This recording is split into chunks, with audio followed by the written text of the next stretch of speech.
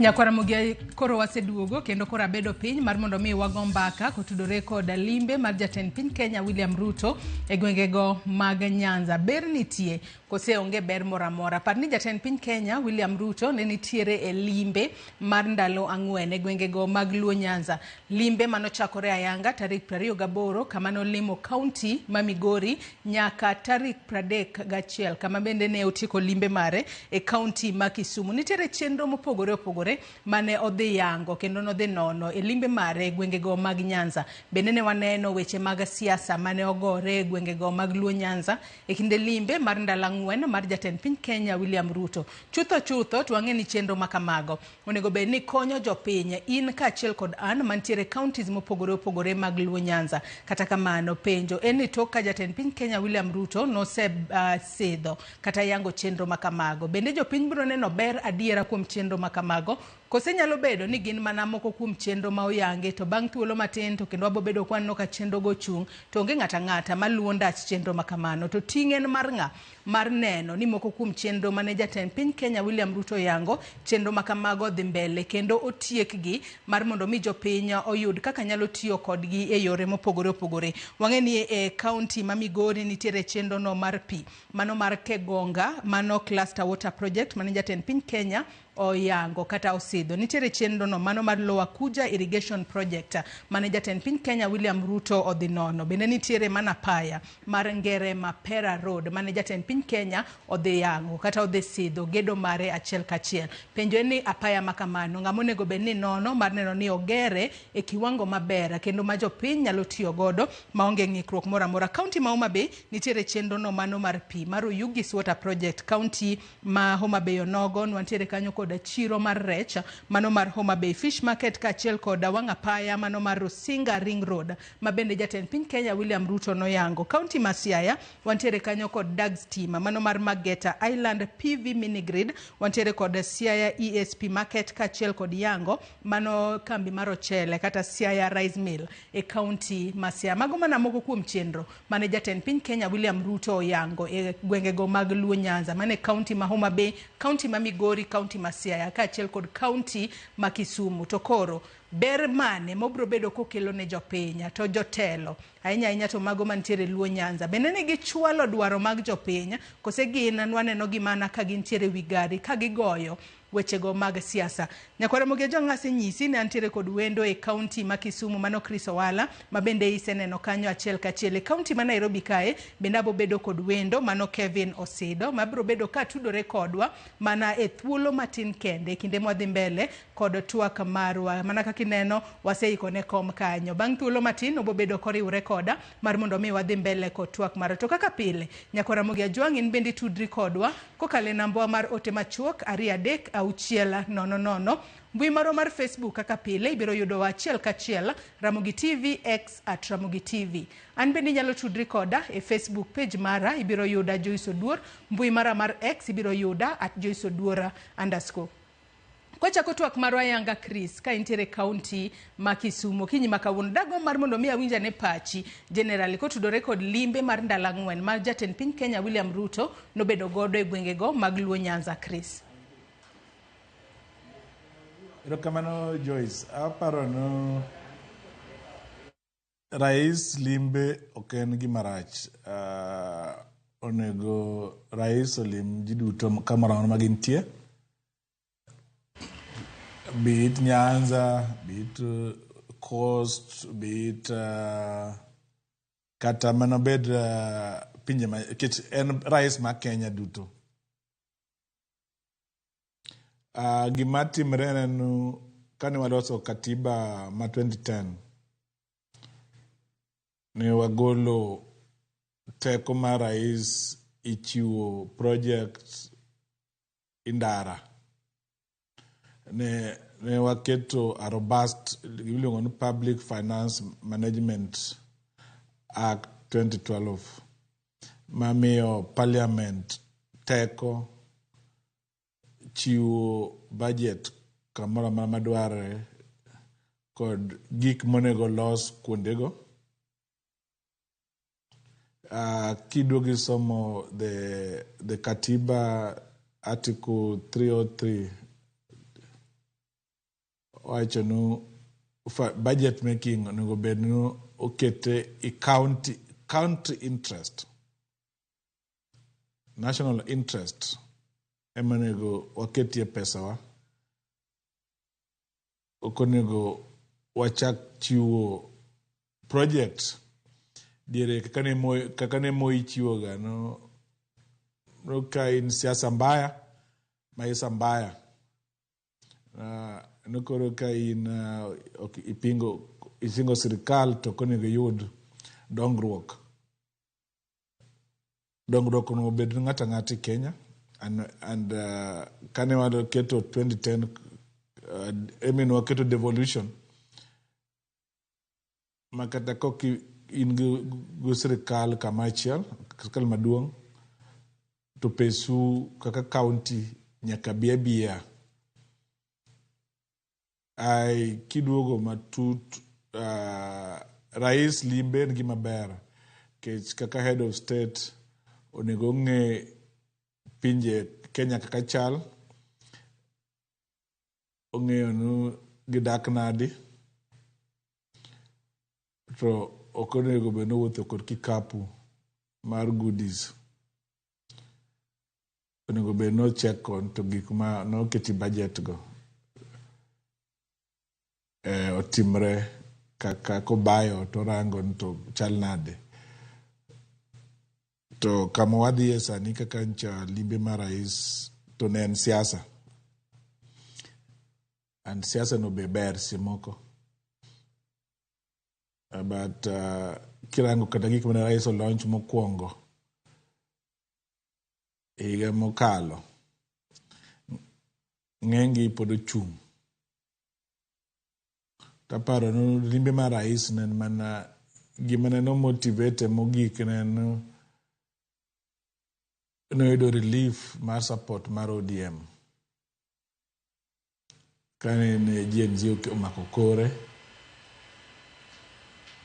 na thank you to the ODM, thank you visit koro mane emna aparo ne mane ochune nyako bia nikech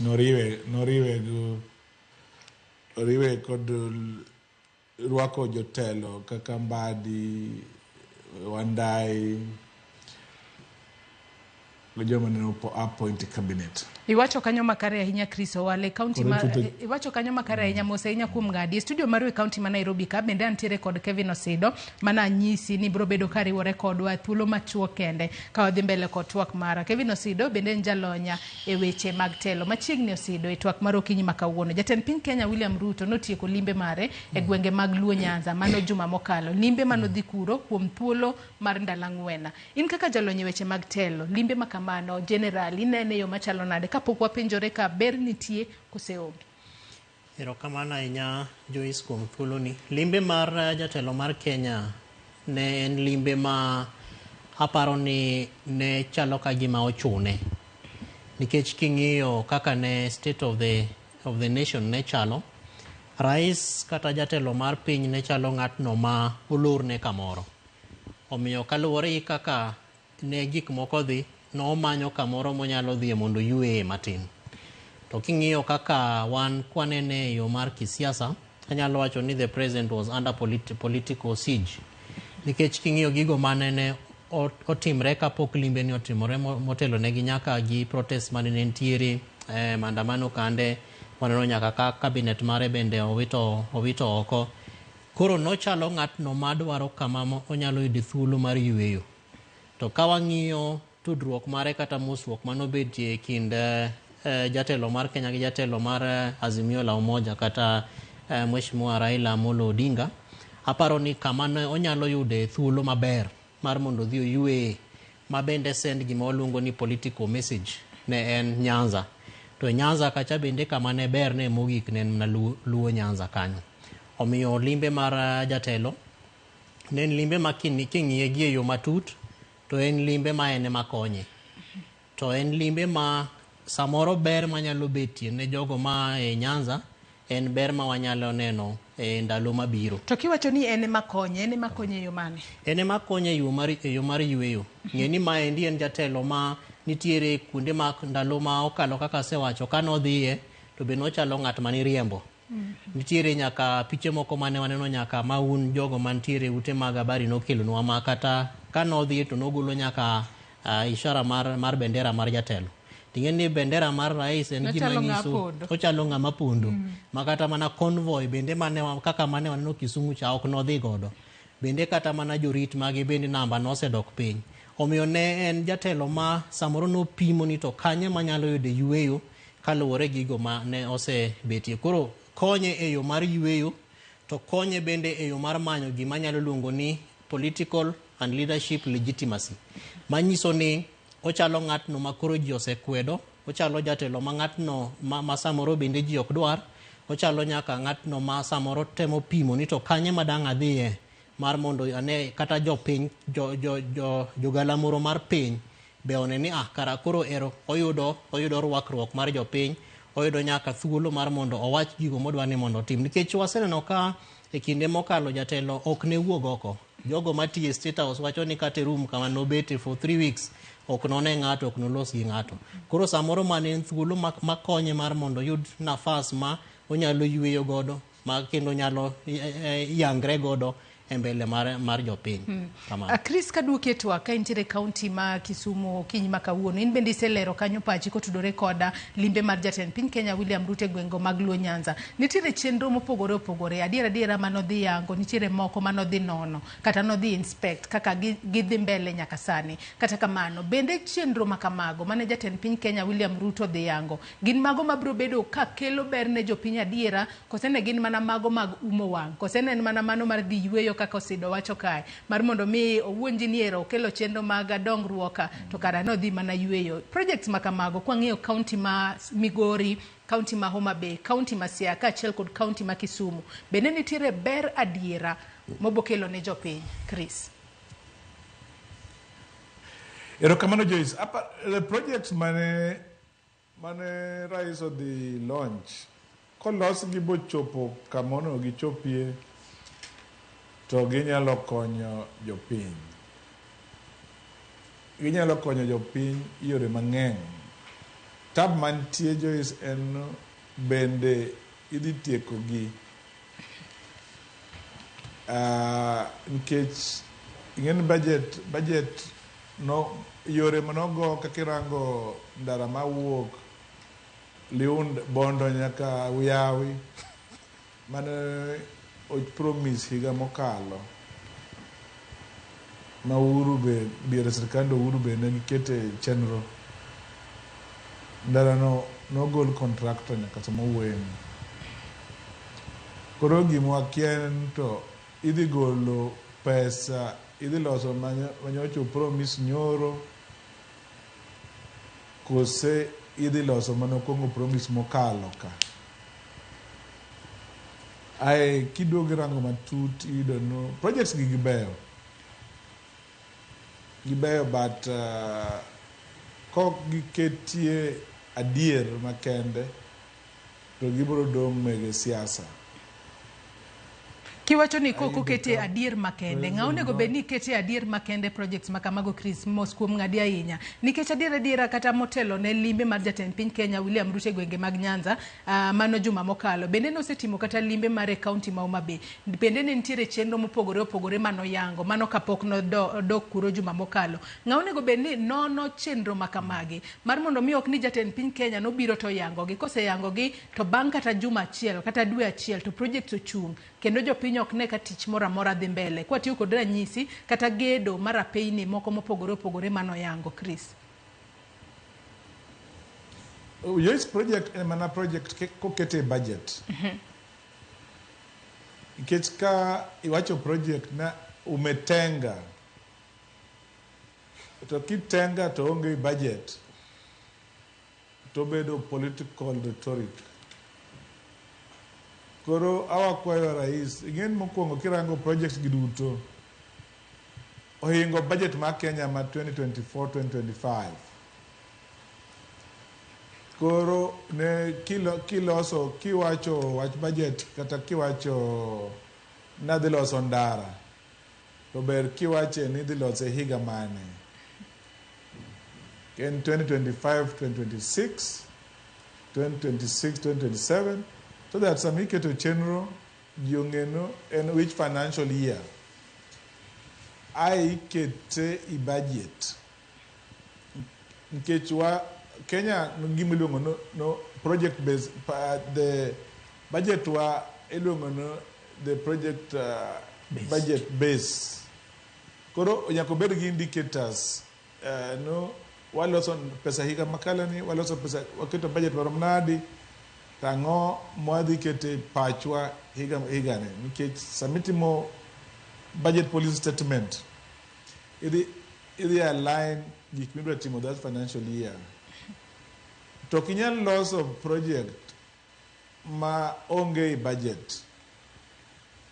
Koro gimonego timno ka gidwaro go siasa to gigo siasa to ka gidwa loso gigi to girangno sama gidhi oko to parliament kod finance the treasury nyaka ket dwaro mar rais I budget, then assembly nyaka approve dwaro go bo ket gi loan budget estimate. Kapo ket gi budget estimate yois to gibedo siasa. Ket kirango the budget maran 2024-2025 gik mancha kero promise nyala keti budget ka gitimo supplementary or can give me back to 2025-2026 the budget making process at Dimben. Koro onegwangen at the end of this financial year kod kichako ma 2025-2026 to gigi duto nyakwa ketien warangen to be gintie budget kose gin gik moko ma hot air ma kirango to gionge kamoro ma diketi lweti nikech statement nyalo wacho to ka gi onge I budget to gi remain politics mane gima nyalo wacho. Kevin Osido in korka kori ber nitie kose mana kaka Chris wacho kanyo mika gin gigo maonge budget to gin mana weche mag siasa mane goyo siasa ma seche moko mag umo wang jopiny kata mag wuondo jopiny kata mar nyiso jopiny ni dong koro une sirikal antiere kodu kaka jogo mantiere gwengo mag Luo Nyanza. Joyce limbe mar Mheshimiwa Ruto Nyanza ber ma nyalo betie en mana thuolo ma jo Luo Nyanza oyudo mar mondo obede sirikal. To king'iyo portfolios ma jogo ma joluo manie sirikal oyudo gin portfolios madongo dongo. Kaka jatelo mar omenda e piny, mano ken space matin. Jatelo mar weche mag stima, maginaji, Mheshimiwa Wandai. Mago gin thuolo madongo dongo ma joluo poko bedo godo. Mano en ber mokwongo. To ng'eni gima ne waneno katimore en ni Mheshimiwa Rais Benodhi e gimiluongo ni homecoming. Manyiso ni gigi niloso gi mar mondo kapo ni jatelo mar piny biro mar mondo orwak jogo manoyier e sirikal mare mano ae opposition ma bende en gima lich ndeme wuoro nikech aparo ni gimiluongo ni broad based government to katiba marwa to gima chalo kamano onge. Mano kende ber manyalo betie to ber no be betie mana kaluwore gi gigo ma joluo kata jo Nyanza nyalo yude. To Chris osewacho ka gigo onge budget to gina siasa ma iwacho to dware ni koro thuolo ma wayudo gi ber manitiego kaka kwa mfano ka wan gi jotelo mantiere sirikal to dware ni koro gidok chien to gipenjore ni to kata mana budget ma waloseni sani wasenyaka kalo gimiluongo ni appropriation bill mar bunge mamiyowa thuolo mar appropriation budget to wapenjore ni to gik ma jatelo wacho gi bende gintiere ei budget kae.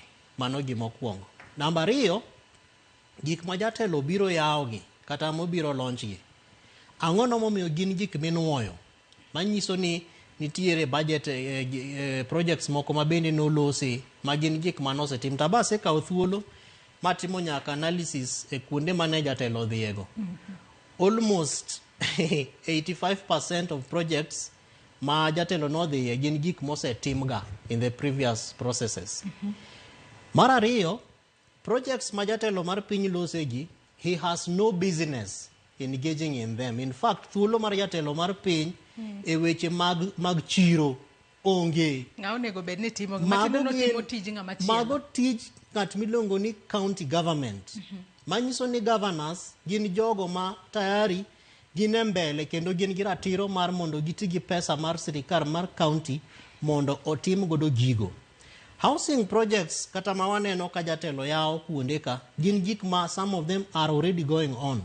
Manyiso ni sirikache wa mag kor gwenge kaka ma Siaya, ma Kisumu, ma Homa Bay gi mamoko go nitiere gi yo ma tayari gitimo godo gigo. To king'iyo katiba marwa to housing and urban development ok en tij national government. To jo Israel do wacho ni kata tich ma kune matiye kamilongo ni county governance watch waseluoro piny ni te counties wagi te. Ng'eny counties nigi projects mane national government ochako mag housing. To gina gik mamoko serumo, moko ochung' kanyo. To en bad trend, ranyisi marach ma jatelo mar Kenya nitiere godo ni projects moripo bed ni timo gi sirikache mag kor gwenge oketre, including water projects. Sirikal maduong' miluongo ni national government has no business except for national policy mar gik miluongo ni weche mag pi. Aeto county governments keto fedha ma ai gimiluongo ni equitable share ma ai national government. To en mpango miloso gi county assemblies kacha. Omiyo nitiere gaps ma waneno e projects tok mana matimre e Nyanza kende. Kuonde te ma jatelo dhiye.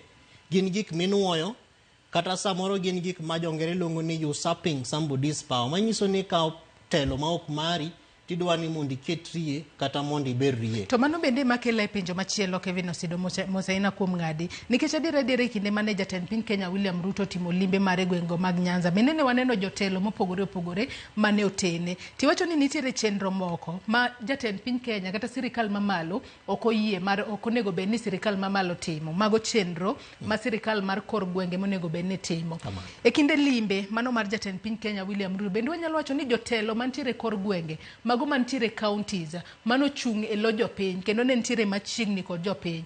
Bende ne ging'iso jatend piny Kenya gigo ma onego bed ni national government timo monego bed ni itimo ne jopiny kose gin ne gidhi mana kacha goyo siasa. Don kori neno kose biro osiro Raila Odinga mar mondo mi obed EU. Bende ne gi represent jopiny adiera mar ng'iso jatend piny adiera gino ma jopiny dwaro.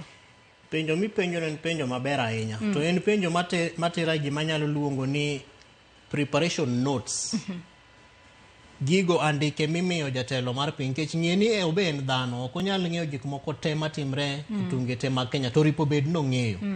To ng'eni sama jatelo mar piny dhi machung' ewi mtoka maduong' molose wiecha nitiere bura mose betie motime tok TV kata ka ji ok ong'eyo. Kamitime buche gi ema nitiere shida. To shida ni nyalo bet samoro in terms of interpretation mar gimiwacho. Samoro nyiso governor nyalo chung' to wacho ne jatelo mar piny ng'eyo ni as a county government we have this water project wan gi gima chalo kama ma wadwa ni mondo watim. To team miluongo ni advanced team cha ema samoro nyalo penjre ni to koro ere political mileage mar jatelo mar piny kobiro ka. To ginyise ni project mar county ni wanyalo kete kibanda moro mondik ni opened by the president and all that man koro biro to yao. Ting'eni kitime kamae to japiny samoro ok ong'eyo details mag gik matimore oko mar sama iloso weche mar limbe mar jatelo mar piny. Ema miyo japiny dware ni mondo tudre gi weche mag sirikal mar county. Gimiluongo ni county integrated development planning, gimiluongo ni annual development plan, gimiluongo ni budget mar county. To emomiyo sani waneno ka ng'eny jopiny oseng'eyo ni kata ka jatelo mar piny osedhi to wadoge ure projects ka. Emomiyo sani waneno kata ka ji golo videos. To giwacho ni to ng'ama no biro kani he was here last year in October 9th. To no project mo launch is the same project mano launch. Manyiso ni samoro piny kacha bende governors nigi problem. Nikech ka jatelo osebiro monyiso ji ni my project mitimo gi national government. To samoro ka kendo giketo budget mar projects go to nitiere tudruok manyalo kata mano kelo audit queries from the office of the controller of budget. Omiyo nitiere gap kanyo Joyce manyiso ni sama jatelo mar piny biro to jotelo mag counties bedware ni mondo obed gi a lot of strength mar mondo giwach gigo ma gisetimo. To rach ne en ni samoro be gionge gi thuolo. Gin giwacho wacha ni jatelo biro kae do ino ka koro semiwa nyaka sijui mawaziri jakom bende dhi e EU kucha katorombo katokoyombo. En gima e sechegi to jopiny ok badh gi bende ok dewo ja siasa. To en nikech kaka wa iko message ma watero ne japiny ok waket investment in political and civic education. Ma bende kata samigo rally cha to japiny onge gi thuolo mar ting'o bade. To penyi ni to what a project mu launch ni donge mane wadhi go de CIDP public participation kata budget meeting mar bura mar budget mane wawacho ni mato marwa wadwa ni mondo olosi. To en nikech pok waketo investment e miyo japiny teko mar mondo obed gi thuolo mar penjo machalo kamano. To in most of these counties bende Joyce en ni governors bende luor, MCS bende luor. Giluorago kata giluoro ng'a? Giluoro japiny kusalimiwa cha mos moro mimoso godo jicha. Nikech sama koro rais kata jatelo mar piny osebiro to wacho ni ma en project mara mani makelo. Tin kendo governor idwa ni mondo dok kacha ichaki wach ni ma en project marwa ma watimo. Tudruok kata intergovernmental engagement mar national government projects mitime counties gi county government projects mitime counties okosebeto malongo. Omiyo governors oluor nita ka ngwase chako timo ka wadhi mbele gi timo projects ni majatelo mar piny owacho ni mare ere kaka jopiny dhi feel. To kwang'iyo projects mitimo ma between national sirikal mamalo gi sirikacho ma kor gwenge to most of them gin gik milongo ni white elephant projects. Manyiso ni gin gik michako to okrum. To kwa penjo governors gi jogo mantiere kata procurement departments kata jo directors mantiere migepe mopogore to mano e gima ginyisowa. Ni samoro wan waluor ni inyalo kata wach ni en double budgeting. Mabange kori dhi penjo mok inyal duoko. To jatelo mar piny to sewacho ni mano en project mitimo gi sirikal mar mamalo. Omiyo dware ni mondo sama gitimo preparations mag limbe mar jatelo to dware ni mondo ging'e ni to tije mage moripo bed ni timo gi national government. To tije mage kata projects mage magin projects mag county governments. To bange communication no bende bedo ma clear makoro ok confuse japiny ke japiny to interest mare en ni service provision is guaranteed. Gima sirikal owacho ni dhi timo otimi. Ka en ndara midhi ger business mar japiny ok en ni en mar national government kata county government but ng'eni kacha bende nitiere pesa. Emomiyo most of the time bende waneno ka kata projects majatelo wacho ni mag roads ki most of them are county government roads. Kata marwa mantiere Bondo madhi Lihanda nobiro kanyo October 9th mabe kata mana kibanda cha pod ni kanyo. Sani ginyisowa kibanda man Lihanda to last year no nyiso kibanda mantiere Bondo. To pile kadhi dala kanyo akalo kanyo kendo wago picha kanyo wacho na tango no momiyo gini nitie kae to ndara to klosi. Omiyo all over the country particularly Nyanza gi kuonde ma jatelo mar piny wuothe as we seek to score political points to wang'e ni japiny interest mare en ni sirikal tiyo tich moripo bed no tiyo to nikech wan gi katiba motegno sani en nyathi man gi 14 years wamiye teko kendo wasire mar mondo wang'e ni to projects gi samitimo gi to mage magin mag national government to mage magin mag county government. Kristo wala kaduoke tu wako kinyi makawuono mana penjo mabende apenjo Kevin Osido montiere godo Nairobi kae. Kata kamano waneno jotelo mopogore mane oteno jatend piny Kenya William Ruto elimbe mare gwengo mag Nyanza. Kwa tiyo kod ranyisi e county ma Kisumu jatend piny William Ruto ne ntiere county ma Kisumu mano chieng' tarik 31 ko yango chenro mopogore e county ma Kisumu ntiere kanyo kod Lake Basin Rice Mill Plant mano yango kanyo bende ne odhi nono mago gedo mag udi manengo gi ogonyore mayudore Lumumba Estate kachiel koda wechego mag chiro maigere county ma Kisumu. To bende kinde ma jatend piny Kenya William Ruto ne ntiere county ma Kisumu ko nitiere chenro moro manodhi yango mano machiegni koda gwengego kata e sub county kata gwengo mag Nyakacha mayudore county ma Kisumu. To wang'e ni kinde mang'eny Nyakach kono wajabedo kod tulo mantiere tong' ahinya e kind joluo kod jokalenjin. Mage moko kuom gigo mane jotelo onego bed ni loso kod jatend piny mar mondo mi oneane kaka nyalo keto kwe ahinya te tong' makono. To mago gin moko kuom gigo ma ok ne waneno ka giyango. Bende jotelo mawuok e counties bende ne gi represent dwaro mag jopiny adiera e yo makare Chris. Kamano Joyce aparo na wan gi tab kaka jo Kenya nikech ne waparo ni wayudo lokruok e katiba to pod behavior and culture mane wan go e katiba machon wa cross go e katiba manyien. Ng'eny joma ne oluoro rais gin jomibadhi nyo gitiyo go opportunity mar rais mondo project gi obed launch mondo gibed protected. Gima nyo jando wuoye en the counties onego yud pesgi kaka dwarore, nikech ibiro ng'eyo chien kanyo the functions monego dhi counties kaka schedule 4 require podi okotimre kaka onego timre. Counties onego yud pesgi mondo opang pesgi mondo giwe ringo itok rais kaka waneno ni, nikech ka wa implement gik ma katiba dwaro to ng'wech ma tok rais political expediency ni.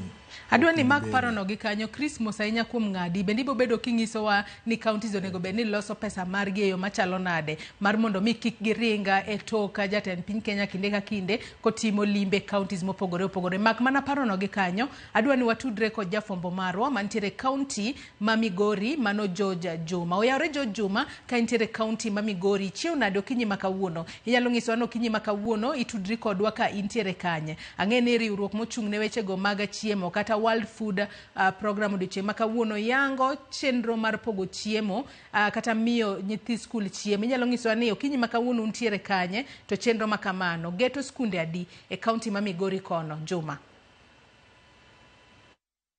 Erokamano Awinji makare county ma Migori ochiewo makare ka bende ondamo kata mita machoka mwachungi nitie romo kata bura madhi nyime mabende okelo oganda migepe mopogore opogore moting'o jokanyo World Food Program, jokanyo mag Market of Farm Alliance kaachiel kod kata mana piny owacho mar county ma Migori. Ka bende thoro mar twak maduong' en ni to ere kaka inyalo sir wechego mag chiemo e skul, the school feeding program. Ka bende kopogore kod jopur kod jomoko mowuok e county ma Migori, nitie kata welo mowuok e counties moko kaka Tana River bende koro biro mar somo paro e yo mabende koro chenro machal koda mae koro itimo e county ma Migori. Wantie kod moko kuom jokanyo modangi ne to nyaka sama wuone chenro ni gikawo yo mane mar siro chenro go mag chiemo e sikunde, to wageto skunde maromo nade, to en ang'o moket manyalo miyo chenro ni koro biro dhi e yo makare mondo jopuonjre oyud chiemo makare, to chiemo mane ahinya ma bende gigeto mar chiwo ne jopuonjre e skunde mopogore opogore. Adwaro mondo koro achak kod achiel kuom apisas materruok no mar Market of Farm Alliance mar ng'iyo ni to ang'o maduong' ma bende giting'o no oganda ka otene kod chenro ni mar chiemo e skunde. Akachako kodi king'iyo kachacha wawuoye kata utwak e yore mag chiemo e skunde, school feeding program, en yo mane ma utimo go maa? Erokamano, an Janet Omolo, atiyo gi Cereal Growers Association, a project mar Farm to Market Alliance, Migori County Kai. E wach school feeding program, wan kaka Cereal Growers Association, kochakre last year, ne wa identify jopur manyalo timo vine multiplication, tiende ni gine mane ginyalo medo nyak mar kodhi mar rabuon ni endi. Rabuon ni ok en rabuon mora mora, en gi vitamin A emomiyo ne wa promote. So kane wachako last year by identifying these vine multipliers, ne wayudo ji 11 ei Kuria West, Kuria East, Suna West, Nyatike to gi Uriri. Watiyo nyaka gi schools adek ma en Bielteza Special School in Nyatike, Wacharaka Rungu Primary School in Nyatike, to kod Get Primary School in Awendo. Jogite ne wamiyo gi types adek mag OFSP kata Orange Fleshed Sweet Potato. Ne wamiyo gi miluongo ni Kent Spot 5, Irene gi Nespot 13. Jopur mane multiply ka bene wamiyo the same varieties. So kane wachako gi kodhi 6,000, sani gisechopo 65,000. So iyudo ni mag school ka ne gisenya makoro giketo gi e puothe madongo kendo ginyalo konyo godo nyithindo e chiemo. Wayudo ni seche moko wabedo ga gi shortage mar chiemo e school, but through school feeding program gini miyo nyithindo retention mar nyithindo e class ama e school bedo high, nikech nyathi ong'e ni kodhi e school to nitie gimoro monyalo chamo, and again apart from just ni ochame kamano, en gi nutrition ma bende nyathini yudo.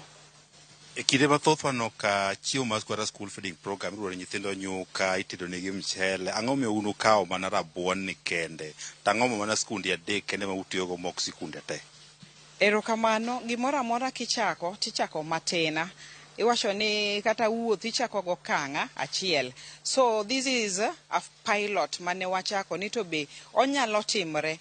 Adier wayudo ka gini nyalo timre nikech so far e schools nwachako godo gieki gise nyae mang'eny, gise multiply kendo iyudo ni school kaka Bielteza nigi 1 acre mar orange fleshed sweet potato. So gini konye nikech kata koro school ok spend pesa mang'eny ni oko. Wang'eyo kaka joluo kaka wachamoga rabuon. Rabuon ni endi wasepuonjogi nyaka kaka ginyalo mede ndhandhu, tiende ni value addition. Koro rabuon ni inyachame kata galot. Sama gitedo alot to kar miyo nyathi kuon timiye rabuon galot. Wang'e ni rabuon imadho gi chak, ginyalo madho rabuon gi chai. Rabuon ni be nitie kaka ne wapuonjogi ma bende inyalo chame kata gi mchele. So omedo nyathi carbohydrates, at the same time vitamin A nyathi bende yudo. Erokamano, mano makara. Watugo ga pisa mowuok e migawo mar pur e kaunti ma Migori. Kichung' ka kinyo kacha kichakonwa gi nyingi e chenro mar pidho nyithinde skunde. Un kaka kaunti ma Migori en chenro pok one kitime kaunti kuom kinde malach. Ok ang'e no kenge magi muketo mar siro chenro mag chiemo e skunde. To en no ka rabuon ema thothne uchal ka gima utero e sikunde. Ma bende ema kende mutimo koso nitie chenro moko mag siro chiemo e skunde? Erokamano, an iluonga ni Tony Kidiga Ria. Atiyo gi migawo mar agriculture county government ma Migori. Sani wan gi project mar school feeding program ma wa implement gi partners wa Farm to Market Alliance kobedo supported gi World Food Program.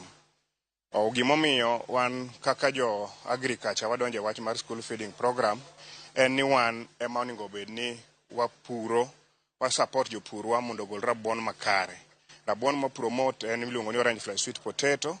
Uduto te ung'eyo ni thuolo machuok mosekalo His Excellency the Governor noyawo factory mageto ng'anya ma process sweet potato mondo gol mogo gi products mamoko ma ji nyalo consume. Koro gimomiyo wa focus orange fleshed sweet potato, jo nutrition nyisowa ni en gi gimiluongo ni vitamin A. Vitamin A no konyo nyithindo e development mar dendgi, kendo gikonyogi kendo e wach mag immunity kendo neno maber. Koro momiyo odoro ni as the early ages nyithindo chak tiyo gi mano. Koro gima watimo kaka department en ni wapuonjo jopur, wariwore gi partners wagi kane gibiro gikonyowa gi kodhi manyasani mano senyiso Nasport to gi Ken Sport 1 to gi Irene. Mago nigi ndhadhu mang'eny mar vitamin A. Koro mago ma wambe wanyiso jopurwa mondo giwe puro rabuon machon mane ging'iyogo ka. Kaso rabuon masanigo gin ber, gin gi ndhadhu mamalo. Koro wan mas train jopur kendo wakonyogi mondo mi kodhigo nomiwa gi matin, to wakonyo jopurgo gimiluongo ni decentralized vine multiplication, mondo komiyi matin no tinyalo lose mondo jopur mamoko bende oyud kodhino kuomu. Koro mane gima watimo kane gibiro irwa, wachako gi jopur 11 mane wamiyo kodhigo vines nodes adek, en mrando rabuon ching'ade nodes adek. Kose ng'ade kamano to wamine okelnwa only 6,000. Nyaka sani nwamiyo gi jopur maber kendo jotufisas wa mane wards under the sub counties opuonjogi makare ma wase multiply gi makoro nyo waseyudo around 65 ma mono is equivalent 4 acres. Koro gima wadatimo en ni e factory mageto ng'anya mane governor oyawo no, wadwaro ni rabuon madhi bedo processed kanyo bedo orange fleshed sweet potato. Mano e man gi ndhadhu ma jolony wacho ni ber. Koro nyaka wan bende wadonje project no kaka county government mondo wakony jopurwa mondo adopt pur mar rabuon manyasani no. Koro even as a county Department of Agriculture, the government, the county leadership, jimtie budget makendo wadhi support kendo jopur moko gi kodhi mar rabuon mamano process madhi mbele wa identify jopurgo mondo koro factory wano odhi obed mana ka process rabuon masani piny dwaro no. Katieko kodi chenro mang'eny mag chiemo gi chak to gigore piny. Ok ang'ene kaka county sustainability. Kapo ne partners gi World Food Program otieko wuok, Farm Market Farm Alliance owuok, un gi chenro mare maneno ni gini odhi nyime to bendo chope skunde mathoth mondo koro nyithindo go thuolo mag chiemo e skunde. Okay, koro the aspect mar school feeding no en obedo spearheaded gi national government. One kaka county want wada mana puro rabuon no as a raw product ma the factory and also the schools go kadwa tiyo kode to ginyalo yude within the reach. One mano as a mane mandedo kaka jo agriculture. Koro chenro mag tiyo kaka feeding no nikech kaka sani ma bedo process geto ng'anya yudo kaka to siptende wa kuonde ma ji nitie dwaro ni kanye ma mondo jotuo tem tiyo kode nikech en gi ndadho mamalo. Koro mane wane gima watimo. Koro in terms of kaka pange kaka gi partners ma koro wan go ka World Food Program no koro mano to gitime gi national government to wan gima wada make sure ni watimo en ni kogik ni koro skunde wadwa wasetimo sensitization mag yeni mane gima koro gida pidho nyithindo to ok bed ni koro ichak igole county machielo yudo ni wan gima we can easily locally produce. Koro ineno gima watemo timo ni kata skunde go wadwaro a situation ma kata japuonj kopo ni nyathi riembo ne fees to janyuol ni bedo ni nigi rabuon no. Koro rabuon ni motere school nikech skunde go pidho nyithindo. Koro wan mane gima wadwa ni watim mondo wa promote growing of the sweet potato ma chiro dwaro sani. Erokamano ahinya, atieko kodi. Kinyalo winjo kichiwo ler ka bende kodhi mal kata chiemo maduong' bende koro gikete ma en rabuon no mar orange kata orange fresh potato. Ma bende nyawa winjo ka inyalo paro ni nonro mar higa mag 2013 ne oyango ni thoth nyithindo madhi e sikul ma kind higni 2 kod higni 5 ng'eny gi nitiere kod nok mar vitamin A midendo kaka vitamin A deficiency. Kabidwa ni rabuon ni ma orange fresh en achiel kuom magwa bende koro konyo ni koro vitamin A koro bedo to ahinya kind jopuonjre kata ki nyithindo ma kind higni 2 kod 5 bende ma achiel kuom okang' miyo koro gikawo mar siro chenro go mag chiemo kata ahinya kitiyo kod rabuon no mar orange fresh potato. Nyaka sani pod wago kambi ka pod wabiro winjo mathoth kowuok kuom migepe opogore opogore kaka World Food Program bende nyaka sani koro osemolo kae mar ng'iyo ni to chenro machal kod mae ere ber modhi kelo e kinde mabiro to ahinya bende ni jopuonje koro dhi e skul e yo makare kendo gibedo kod vitamin A ma bende koro dwarore makonyo opogore opogore kaka mano mar miyo gi thuolo maber mar neno e yo mowinjore. Juma, erokamano ahinya Jo Juma ka intiere county ma Migori mano chenro makare ahinya kendo koro biro miyo kata kwan nyithindo madhi e skul nyalo medore ahinya. County ma Migori kalore ni ginyalo bedo kod geno ni kata kok giyudo migago moro dala to ka gidhi e skul gibiro bedo ka giyudo gino magichamo. Med mana luonwa chenro makamano ang'eni wabiro bedo ka wayudo matut e wechewa manyien mamoko mag odiochieng' makawuono. Nyakwara Mogejwang' mano Jo Juma ka intiere county ma Migori kano luonwa chenro mano motudore kod miyo nyithind skul chiemo e skunde gino mar mondo miyo ting'a malo roteke mag del gi ahinya to mano mar vitamin A ma oyangore kaka mano makonyo nyithindo mar mondo mi odong makare. Yiena mar mondo mi akaw yuyo madundo gi sani bang'e tabro bedo kaduogo wadhi mbele kod twak marwa. Bende wabo bedo kwa tudre kod jafwambo marwa machielo Ali Abich ka intiere county ma Homa Bay. Kik idhi mabor.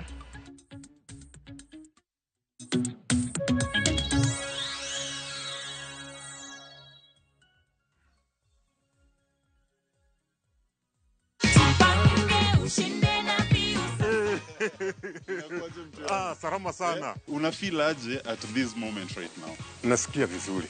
Na nimefurahia sana. Mam, unaweza nini watu pale nyumbani? Wajipange na kisasa. Niliona hii mchezo kwa Inoro. Nikafuatilia. Sasa naingia upande ya Pembio. Naweka 724177. Kahamusini tu. Sikukuwa nimecheza ati sana. Hapana. Na nikawa mshindi. Kila wiki shinda kila mwezi shinda mamilioni.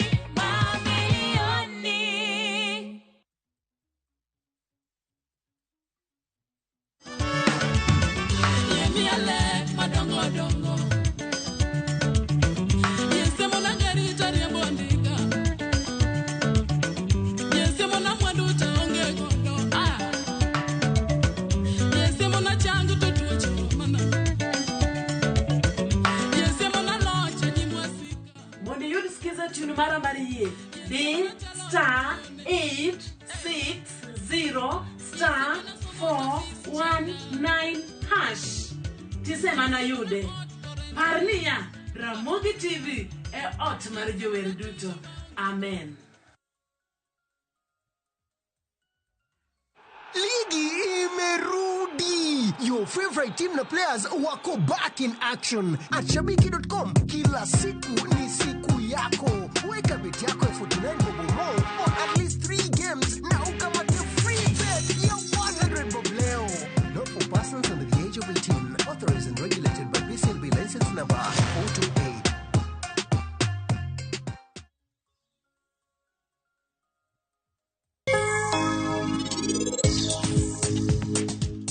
Konchiel ananeno ka Karan ok nyal timo gima chal kamae.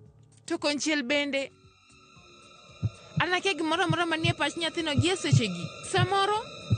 Samoro en otimo gigo te nikech ichwang'.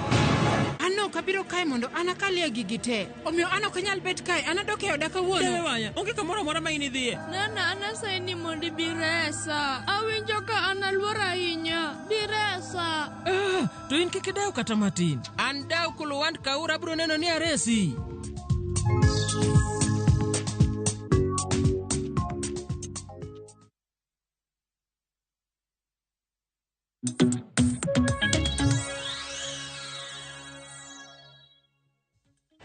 Nyakwara Mugia Juang machiegni mar mondo mi wadhi mbele kod twak marwa e chenro mar mbako romo kinyi makawuono. Adwano wadhi achiel kachiel e kaunti ma Homa Bay watudre kod jafwambo marwa e kaunti ma Homa Bay mano Ali Abich. Oyaure Ali Abich ka entiere kaunti ma Homa Bay chiew nade okinyi makawuono. To jopiny e kaunti ma Homa Bay neno nade kotudore kod limbe mar jatend piny Kenya William Ruto e kaunti ma Homa Bay. Nitiere chenro mopogore mane jatend piny William Ruto yango e kaunti ma Homa Bay. Chenro makamago bende nitiere kod geno ni bro bed kogi kendo gibro yudo ber kosene gin mana weche mag siasa mane jatend piny Kenya William Ruto biro goyo e kaunti ma Homa Bay. Nyalo goyo mbaka kod jopiny kono mar mondo mi wawinja ne duondgi. Abich.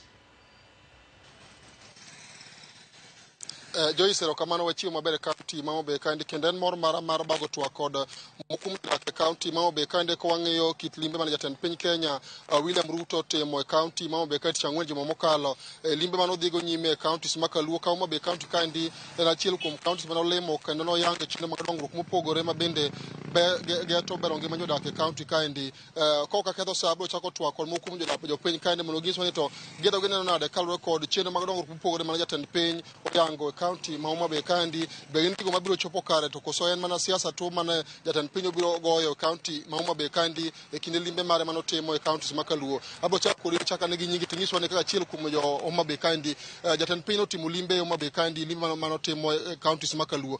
Bone no ka ntiere gene weche mag dongruok kaluwore kod gigo manowacho e chenro mag dongruok ma sirikal mamalo timo mar konyo bero ngima jopiny e kaunti ma Homa Bay kandi machiegni.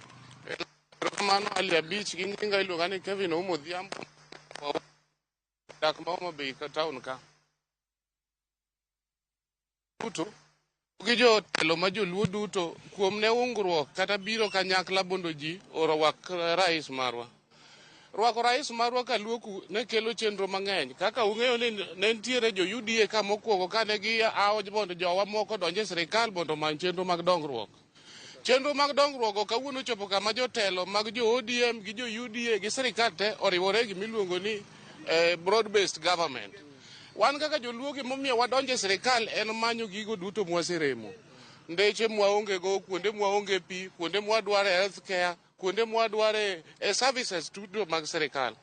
Bedo gi sirikal machiegni dhi miyo wayudo magi ma wan kaka joma be nitiere gigo wanyalo kwano mwaseneno. Koro dwaer mana jiwo jowa duto ni wang' ne kae to kwawuoge kendo kae minegowa kendo kae mwabede nikech wadwa ni wachak kwano lemo mwadhi yudo kaka wan joma be wanyakwano affordable housing migero mwalo kanyo, wanyakwano modern market migero mwalo kanyo no, kameli mabedo renovated mameli dhi bireno, wanyakwano ndeche ma rais no biro yawo ring road magwase gi mamoko. Koro wan duto kaka Homa Bay County wadwaro mar dongruok koa e sirikal mamalo kabiro e sirikal mapiny. Kapok awe adhi ng'ama chielo wacho wach yore to nitie yo moro mane jatend piny ne mise mar gedo mare kinde ma jatend piny Kenya higni mathoth mokalo mano yo ma pala ka nyadhiang' Kadel Road en yo ma kinde ka kinde kobiro mabe kaendi nyaka wach gedo mar yoni to jopiny makono wacho nyaka sani engi onge gima osebedo ka dhi nyime yono endo kata obedo ni jatend piny osebedo ka chiwo singo maneno ni yono ger ka ne okete mise mar gedo mare kinde ma jatend piny bende no kaendi maendi en okang' ma onego bed ni oketo mapiyo maneno ni koro kik wacha ni kontrakta duge yoni to onego bed ni timo mapiyo mondo meger yoni mondo jopiny makono oyud ber mare.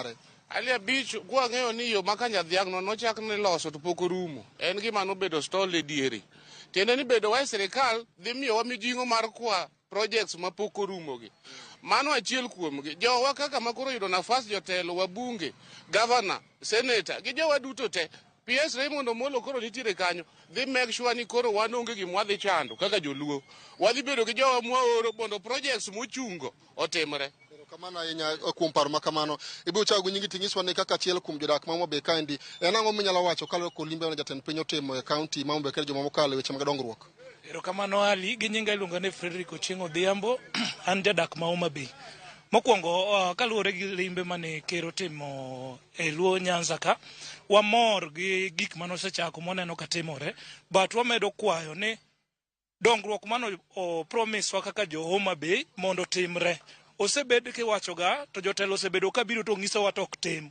Koro wakwayo mana ker gi jotendwa ma Nyanza jotendwa modonjo sirikal mondo gimaknwa dongruok mane president o promise mondo timre kik obed story mar siasa mar wuondo jopiny to gik to onge dongruok mane gimokwayo kaka jo Homabay wakwayo jotendwa no support president nikech Raila support president to Raila ne man waketo kaka kerwa koro wan wakwayo gi mondo gidonje sirikal mondo projects duto mane ochung mondo dhi mbele.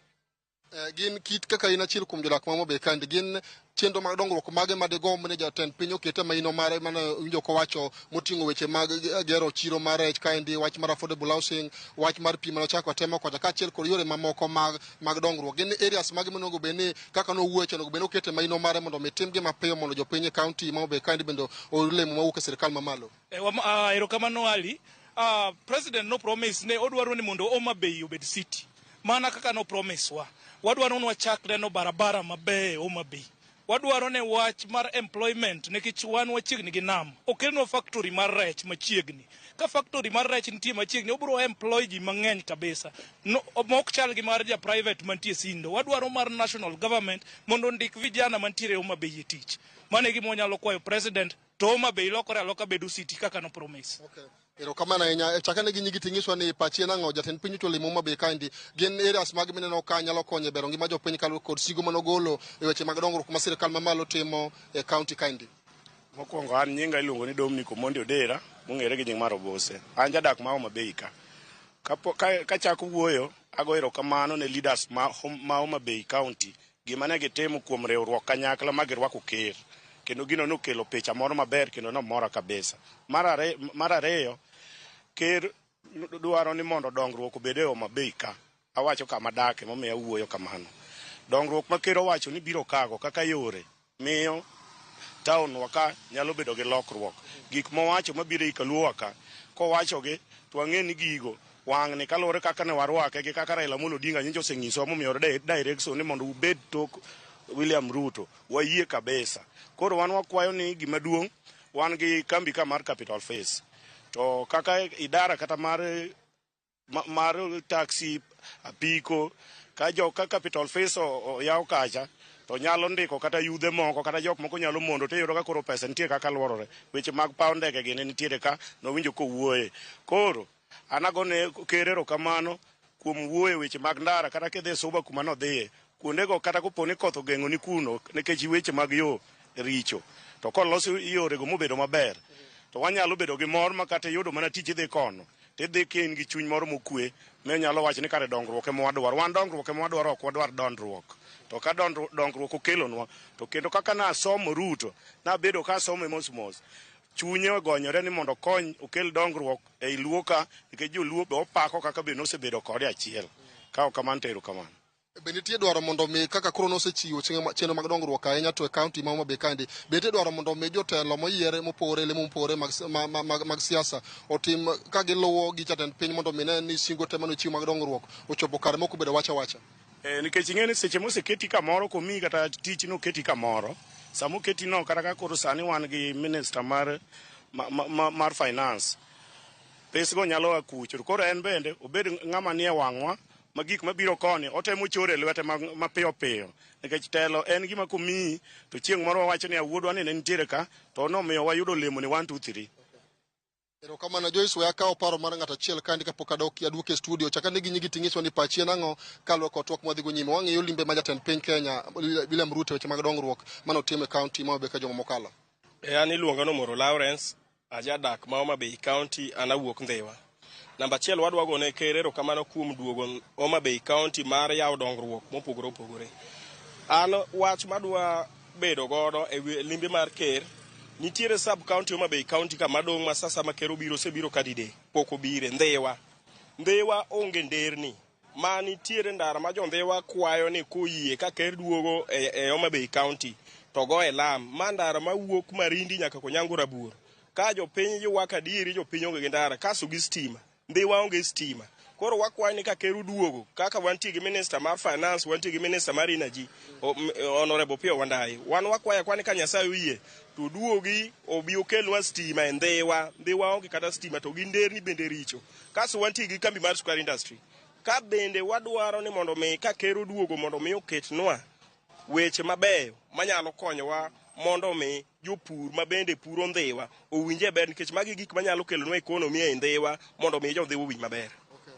Erokamano ahinya Joyce mano paro mamoko kuom jodak e kaunti ma Homa Bay kandi golo kaluwore kod limbe mane jatend piny Kenya William Ruto timo e kaunti kaendi tich ang'wen juma mokalo limbe mane odhi nyime e kauntis ma Kaluo ka giwacho ni gin kod geno mar yudo olemo kaluwore kod limbe jatend piny Kenya otimo no endo kendo gidwa ni mondo chenro te mane jatend piny owacho ni sirikal mamalo biro bedo katimo Homa Bay kandi ochop kare mondo mi jopiny oyud ber margi ka ok kamano kionge penjo tabiro duoke achiel kachiel e studio mondo dhi nyime kod twak ka wang'iyo limbe mane jatend piny Kenya otimo e kauntis ma Kaluo. Joyce Kamana inyali abich ka intiere kaunti ma Homa Bay kono wawinjo kanyo paro mopogore opogore kowuok kuom jopiny e kaunti ma Homa Bay kotudore kod limbe mane jatend piny Kenya William Ruto timo e kaunti ma Homa Bay mano chieng' tarik 29 dwe mar 8 mano higani. Kamana inyali abich inyalo dhi mbele mar mondo mi fuombnwa weche mamoko matimore e kaunti ma Homa Bay odiochieng' makawuono. Nyakora Mogi Juang' kora dwaro mar mondo mi waduogi wadhi mbele kod twak marwa e studio ka antiere kod Kevin Osido e kaunti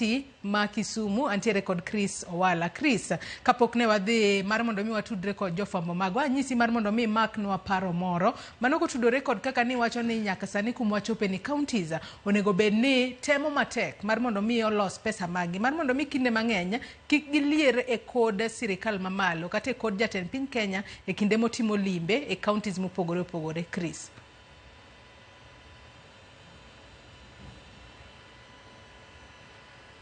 teko to mi national government teko to functions mege county government ng'engi pod Nairobi okwame an ng'engi ma rais wuotho go simoko kamiyo ji na promise ma atengo ma planning onego bed gima logical ma ji nyalo luwo okonego wati gi projects kago siasa wanyalo yuto nikech koro wan e sirikal but what about ng'ama chelo maonge e sirikal koro gima budget ne katiba 2010 ma Public Finance Act ne temo wuoye kod chapter 11 eno okonego marginalize part moro of the county or country nikech gionge loch tinyalo rango Joyce functions onego bed transferred kaka chik dwaro nikech kirango wach thieth onego bed wach county national government pod okwamo functions go pi mabedo e launch gimoko gin functions mege county monego mi county pesa mondo plan go kaka timo gikgi tido kata sama wuoye ni kane finance bill to be rejected national government kane ochako golo chik moro ni gidwa reduce pesa ma noket no counties from 400 billion plus to 380 billion. New counties in the budget mark 2024-2025, counties they lose pesa marktinu 20 billion. Kore ikawe igole county, itere Nairobi, idwa wuotho kode mondo itenga go project. Apan mano oken gima nene chik oketo kawaloso katiba ma 2010. Kiduogo rango is the nitie project manyo transform ngima joluo. Rewa mwawuoye fishing. Ka rais ohero u, kakuwacho na rais ohero no. Ang' masindo waketo framework manyalo miyo rech ni okonywago higni duto. Today Joyce Rech a product ma chik recognize mana the fish. The recognize the fisherman. Koro kelo exploitation marewa eni lwet jomoko to wan to adoki dhir. Aparo no ka wadwaro gombaka kata rais to dwa keto gik ma tangible, gik ma nyoro bero launch sia kaka rice scheme miloso Siriu is in Usonga. Project ni fully county government masia funded, but en big issues mang'eny. Kirango market momencho launch Siaya. Market ni no muk ute manoger maonge procedure. To idwa kete market chuny town. Lo mano no be design ma market ni around Battalion Church. Ne renting at kode interest. For even projects gi moko intelligence of failed rise. Which projects gi moko nugu to manyalo endi court ube kwam. Kara paro no ka rais dwaro konyo Kenya to give pesa madi county unongo yud karibu 672 billion. Kao the counties bu county opango go chanrogi to dongruok bro bede makwaluo tok rais okwaliero kuom rais to kantie project monego tim go national government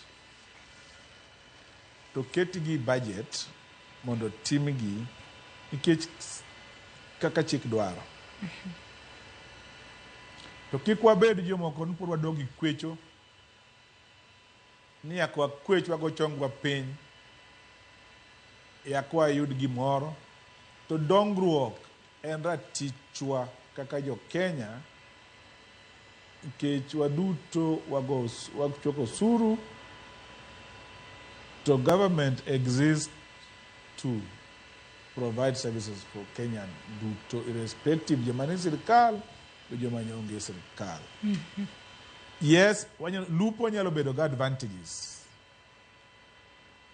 But ka chieng' moro onge telo to koro wadhi timo nang'o. Gima nyalo wacho en chien kacha onge ng'ama nomi joluo telo madongo molo Moi. To pod ne wa underdeveloped. Nikech thinking wa ne ken en invest gik manya transform Uganda. Ne wa preoccupied gi siasa ma pod aneno ka pod wabedo preoccupied go sama wawuoyeni. Ana paro ni wadwa change approach mondo warang gik ma nyalo transform ngimawa waduok siasa chien. For example, one Global River Nzoia irrigation scheme mapodi okoyawe to World Bank nokete pesa mang'eny ma kolose maber to jowa nyalo puro, kijende nyalo kinyane nyalo timo gik matimo, mine nyalo timo gik matimo, to kwecho mar dwaro nyalo dok chien mondo ngimawa olokre. Yes. Iwacho kanyo makare ahinya. Kevin Osido, bendi winjo kaka Chris oloso ka entiere kaunti ma Kisumu kacha, wacho ni counties onego bed ni loso pesa magi mar mondo mi kik waliera e kot kata e kod sirikal mamalo kata e kod rais. Kata kamano bendi wacho gimoro kanyo mano kotudore kod wechego mag political and civic education. Ahinya ahinya te kinde makoro wach ni ng'ama onego bed ni timo ne jopiny mano mar mondo mi gibed kod ng'eyo e wi chenro ma seche moko onego bed ni timo kod sirikal mamalo kaachiel kod mago monego bed ni timo kod sirikal mar counties. Mondo kinde ma kata jatend piny Kenya odhi launch gimoro kumoro to ging'eyo ni main mar sirikal mamalo to main mar sirikal mar counties. Shida ma wasebedo godo pinywa ma Kenya ka en ni pok wabedo gi investment e civic and political education. To king'iyo chien kane ne wan gi rais moro maniluongo ni Mheshimiwa Uhuru Kenyatta ma kano bedo jatelo, to kaluwore gi chenro mag puonj mag jopiny manoseketi, to ne wan gi challenges, especially manobedo orchestrated gi ICC, kes moro mane wantiere godo cha. To kane ne oyudo thuolo to wacho ni to ang'ono momiyo udwa puonjo jo Kenya kaka oripo bed ni gigo kura. Ni undiko negi e gazet gik ma mondo gisom. To wacho ni gazet ni donge en mana mar bao ring'o. To king'iyo koro narrative mar sirikal, kako oripo bed ni oketo mikakati mar mondo puonj jopiny, pok waneno political goodwill mar civic and political education. Namba 2, bende pok waneno ka wabedo gi yore ma opangi ma wanyalo bedo godo gi curriculum mar civic education. To ntiere migepe mang'eny kabisa kaka marwa Chris Owala en osiepa wasetimo kode tije mang'eny mag civic and political education, especially in the Lake Region Economic Block kuonde ka gi migepe moko mang'eny ma ok gin mag sirikal. Masani okawo thuolo mar mondo gipuonj jopiny kendo ginyisogi kaka oripo bed ni gitimo nonro mar projects mag sirikal kata auditing, gima waluongo ni social accountability. Temomiyo sani neno ka jopiny bende wuok kendo ng'ato ka ng'ato gitimo gigore video kendo gidhi gigore piche e projects moripo bed ni itimo kod sirikal. Gima pok wasetimo kendo maber, especially e county kacha, en ni counties wate 47 47 ni gima iluongo ni Public Participation Act. Ting'e ni katiba ni nitie chik moro ma bendi luongo mokete bathe kanyo miluongo ni County Governments Act mowacho ni sirikal mora mora mar county ripo bed ni keto tenge pesa mar mondo gihakikisha godo ni gipuonjo ji kendo gi facilitate civic education. To mago gin gik ma ok wane katimore. To gitimore nikech political goodwill mar mondo japiny obed gi teko kendo gi ng'eyo mar gik matimore. Sirikal ok dwa ni mondo japiny obed gi ng'eyo no. Emomiyo waneno ka processes mabedo planned kata mabedo organized bedo frustrated. To emomiyo Joyce kata public participation matimre at both national and county levels ok wane ka en gima sirikal oketi omiyo teko kendo omiyo nguvu manyiso ni en gima sirikal ok dwa ni mondo otimre.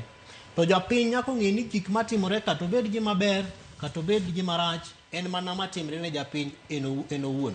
Sama ndara ok oket maber cha, japiny oripo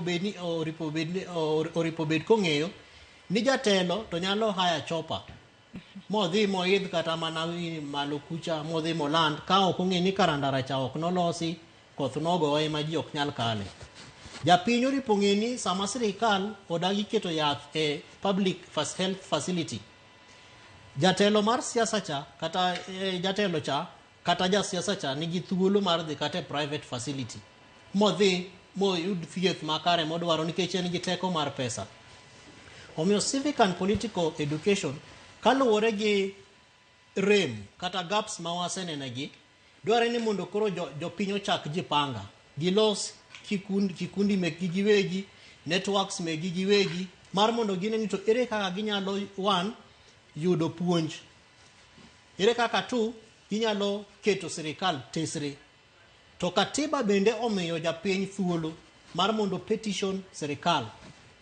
Katiba omiyo japiny thuolo mar mondo ndik barua mar penjo ni to ang'ono momiyo gik ma oripo bed ni utimo ok utim e yo makare.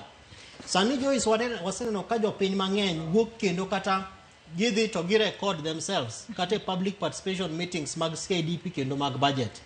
To kendo sani ji play gi back magi wach ni last year ne wadhi kendo ne wachiwo pachwa mwawacho gik moripo bed ni watimo.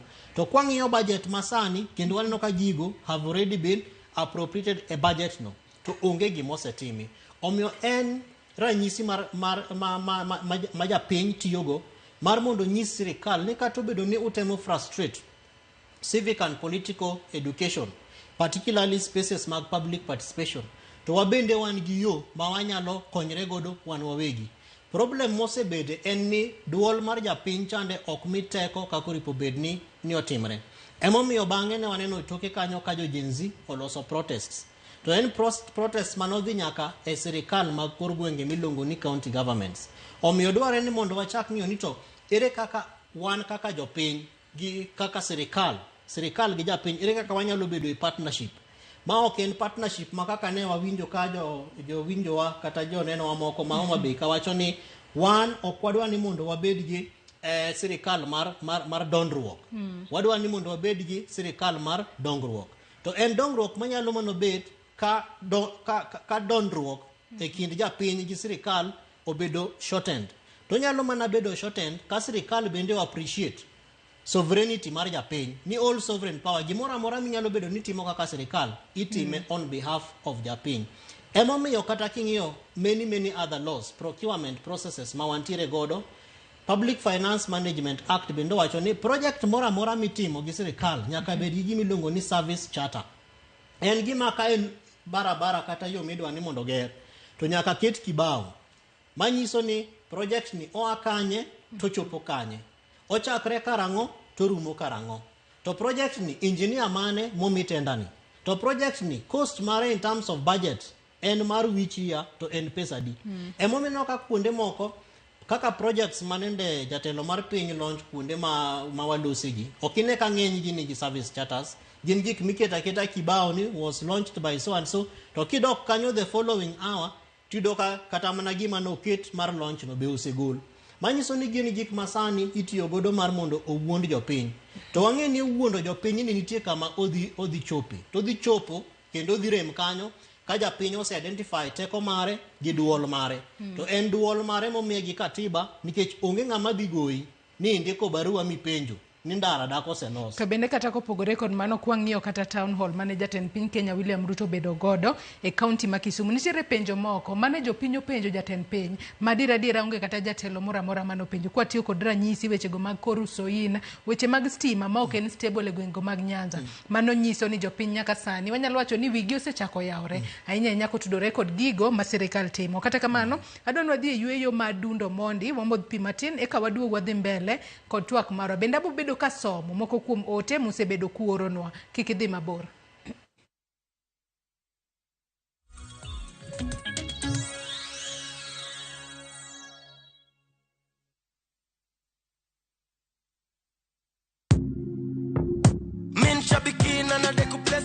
Naitwa Daniel Kimanzi, nimetoka Kitui County. Mimi kazi yangu ni an engineer by profession.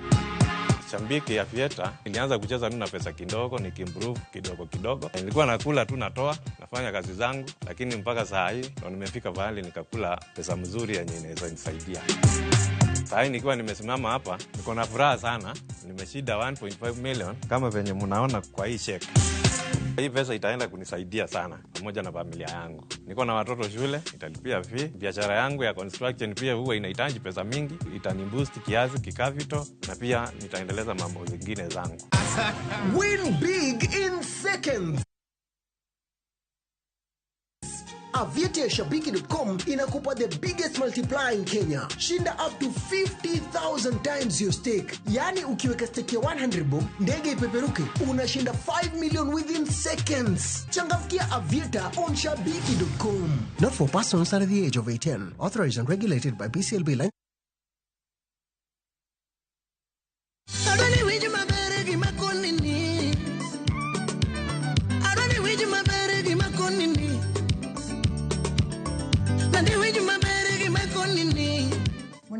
mar vela kakasikiza tumari idio star 812 star 784 reli kata ash. Ramogi TV odhiyo thume duto. Jipange na View sasa imerudi kwa mbwembwe na vishindo. Jipange leo kwa nafasi ya kujishindia mamilioni ya pesa. Jipange ushinde na View sasa. Bonyeza star 487 star 3 hash na uweke 50 bob tu au tuma kwa paybill number 724177. Account number ikiwa ni nambari yako ya simu. Utapata content na point 50 za kuingia kwenye draw ya kujishindia 50,000 kila siku, milioni moja kila wiki na grand prize ya 3 million shillings. 3 million shillings. Jibambe na content nyingi zaidi, uongeze chances zako za kushinda. Jipange na View sasa. Weka 50 bob tu na huenda ukajishindia 50,000 kila siku, milioni moja kila wiki na grand prize ya milioni 3. Sheria na masharti kutumika. Imeidhinishwa na BCLB namba 0000130.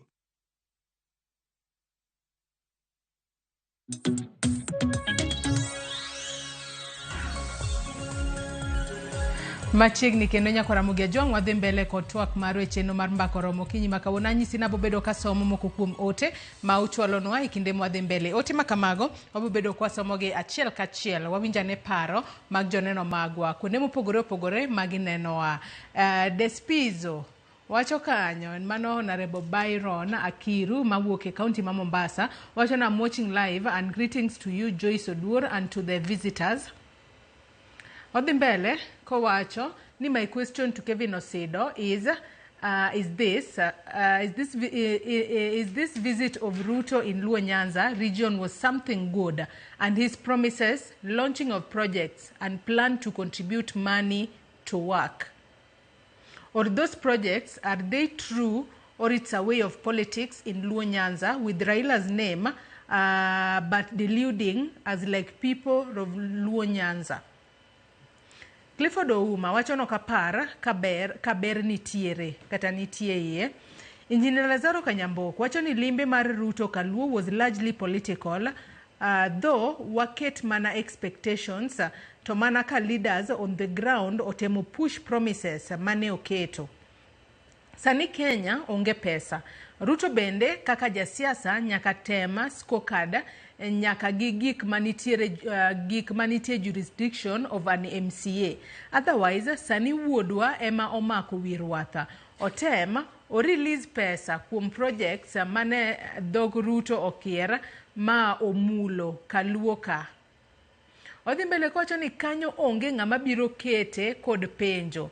Nikech word of an African president is law. Mano Engineer Lazaro Kanyambok mar Kariobangi Jamaguye Kanyada East. Ote machielo mar Lucas Masinde wacho no kanenona nobiro mana neno ka bende entie e ground. Ruth Nyathi Ochieng wacho ni kik waluor uru wacho adier.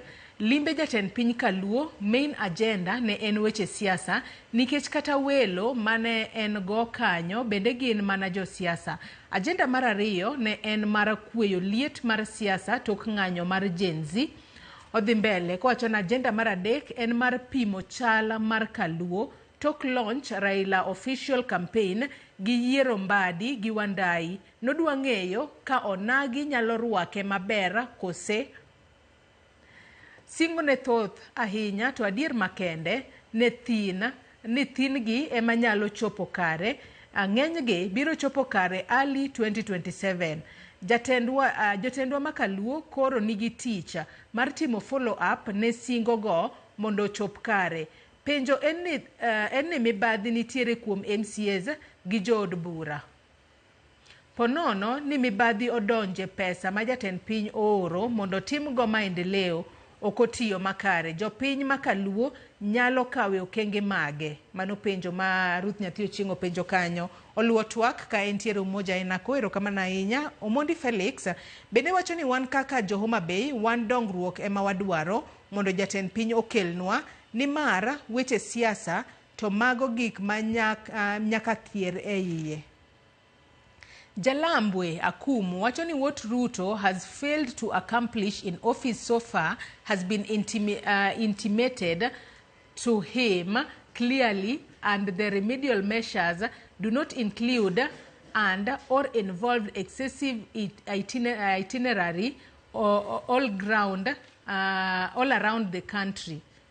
Odhimbele kwacho ni making statements and giving promises riddled with such political overtone. Ruto will have to reorganize and readjust his approaches to the numerous matters and issues that adversely affect Kenyans, notably among them being those pertaining to corruption and wastage of public resources. Odhimbele kwacho ni education, health, taxation, tribalism, empty promises, unnecessary campaigns for the 2027 elections, unemployment, hootiness, disregard for the rule of law, manipulation of parliament and other constitutional organs, etc. Bende Odhimbele mano Jalambwe Akumu wacho ni short of giving due attention to these shortcuts, useless political schemings, propaganda, lies, empty promises, and or including in government a few individuals from the opposition will not achieve far-reaching consequences. Haya, mano paro maliwa inya kanyo ma Jalambwe Akumu ochwalonwa kata kamano konyiso ano neno waka entiere gweng' mane med mana chwalo ote mari moko kuom gi wabo bedo ka wamedo somogi ka wadhi mbele ko twak mara Chris kaduoki e twak odiochieng' ma kawuono. Kata kamano kwang'iyo adiera ka in bende ni dhi e town hall mane jatend piny Kenya William Ruto bedo godo ka entiere county ma Kisumu, mano tieno mane obedo godo mar mondo mi otwak kod jopiny. Adiera wanyalo wacho ni jopiny ema nowuok oko mar penjo moko kuom penjo ma kaber to jotele mano nego bed ni penjo kalore ni moko kuom chenro makamago gin mago monego bed ni timo kod sirikal mamalo.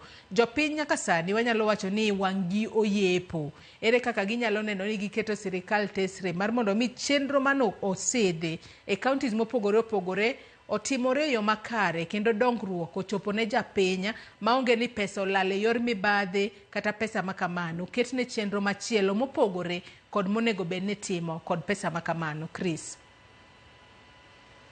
Kamano Joyce, aparo no the town hall mar rais en gima important,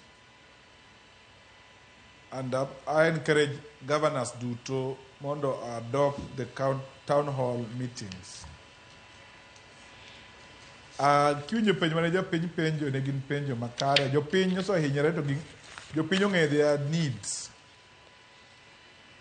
Kech adwa winjo kata achiel kuom gi flooding makano higa ka higa ne do feature i president visit. Ka mege gik madongo madwa wach to ede ka de gidongi but Joyce okwanyal chopo kanyo nikech siasa pod oumo wang'wa. Gimo penj through the politically correct person eman gu teko moloyo gimo penj ng'ama hinyre. Inyalo paro chien kacha kane rais o visit higa mokalo, wajumbe manoluwe State House mondo luw gigo manonego bed ni timo nobedo victimized. No dongruok bane igi manotero gi State House. Gima do timo kuongo en regional authorities kaka Lake Basin, Tana River Development, Coast Authority gote all do disbanded.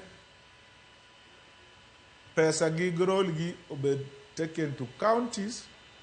Gik magitimo gin gi counties. The national government obed gu teko ma monitor kaka county offer services by empowering Office of Auditor General, Office of the Budget Controller, the Office of Ethics and Anti-Corruption, mondo migi prosecution powers, ma joma otiyo gu pes jopiny yo marach ginyalo prosecute maka gidhir ODP. Nikech nitie lweny between ethics and corruption god DP matamo ji luwo kaka pesa tiyo nikech Joyce giming'e maber no mibadhi oso chandowa i dongruok. Ok nwaonge pesa nitie, but pesa gi end kama konego gi endie. Kata na project miwinjo mobedo launch go, ng'eny gi mibadhi dhi kawo percentage maduong' kuomgi. Koro gima dwa timo, aneno ka jopiny ochako timo giluongo ni citizen and journalism. Jopiny onego twe kanyo motegno ma everybody nigi sime man gu kamera. Obed our agenda ma every quarter wago goyo progress of projects go. Wago go bura i gweng'wa. Mane wabro miyo gigi time. To kik ipar jatelo moro bro luwo gigi on your behalf. Wakao teko wakaka keti katiba. Article number 1. Mondo team oversight. Assembly wa are weak. Onge assemblies. Gin machet. Gin constituted cartels. Mamayo piny. Iluongo robbery with violence. Wizi wa ngawira. To National Assembly be. Kama koro wadhieni. To dhi collapse ni chuth. Nikech pogo minority. Go majority. Nikech gini one side. Koro onge gima dwa hope. No oversight. Bro akamoro. Haya, Chris Mosahinya. Oversight yaka ukumwa. As jopiny. Mosahinya adwa ni mak na paro no gi kanyo kendo adwa ni wadhi e kaunti ma Kisii kwa duogo ibo bedo kinyiso wach ni mogik bende kotudore kod limbe mar jatend piny Kenya William Ruto e kaunti za makaluo. Nyakwara Mugia Jong adwa ni wadhi achiel kachiel nyaka e kaunti ma Kisii watudre kod jafwambo marwa makono. Yaure Chris Ben Otieno ka intiere kaunti ma Kisii okinyi makawuono. Ang'eni e kaunti ma Kisii inyalo mana nyiso wa chal mar weche okinyi makawuono kama ng'eyo ni luonwa kaka jopuonjre dok e skul manotok ka riwruok mar jopuonj ma Kuppet no chungo ng'anyo margi odiochieng' manyoro. Crispin Oyawre ina winjo makare kama antiere e skul nyiri mano mar Kereri mano mayudore e boma ma Kisii kama okinyi makawuono ne wachako wuoth e skunde mopogore mar neno kaka nyithindo kata jopuonjre doko e skul tok Kuppet kaachiel kod TSC chopo kata ng'ado ni ng'anyo koro orumo piny Kenya. Kama wantiere ni nyalo neno nyithindo medo mana molo e skundni ma kama gidonje ka icheko gigo ma gibiro godo kendo mopogore gi skul ni mar Kereri wasebedo kwa wuotho skunde mopogore kendo jopuonj nitiere klese mana kaka ne waloso kod japuonj maduong' e skul ni mar Kereri bende onyisowa ni ne osetimo romo makende gi jopuonje ma skund ni mar nyiso kaka gibiro neno kaka